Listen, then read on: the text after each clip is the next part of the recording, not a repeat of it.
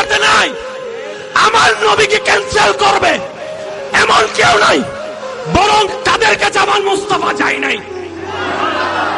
জানি না আপনারা বুঝতে পারছেন কিনা আমার কথা। আমার নবীকে না বলার ক্ষমতা যে নবীর দরবারে গোলামি করতে আসে জিবরাইলের মতো ফেরেশতা, এমন মায়ের ফুটকে আছে যে মুস্তাফাকে রিজেক্ট করবে। তারা নেয় নাই নয়, আমার নবী তাদের কাছে যায় নাই। আমার নবী তাদের কাছে যায় নাই।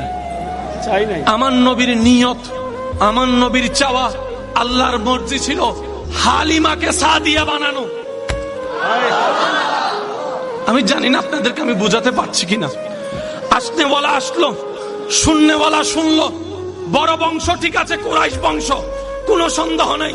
কিন্তু যখন শুনে বাবা নাই, অনেক মেয়ের আজকাল বিয়ে হয় না বাপ না থাকার কারণে, বাপ না থাকার কারণে বিয়ে হয় না। আপনার সমাজ আপনি দেখলে বুঝতে পারবেন। নিব না কেন? ওই বাচ্চার বাপ নাই, ইনকাম আমাদের ভালো হবে না।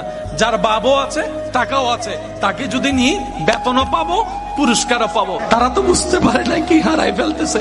সবাই ঘুরে ঘুরে চলে যাচ্ছে। হালিমা বাকি ছিল। হালিমা গেলেন। হালিমা বলে যে কাউকে সবাই যেটা বলে পাই নাই, ও ছাড়া তার উপায় নাই, নিলাম।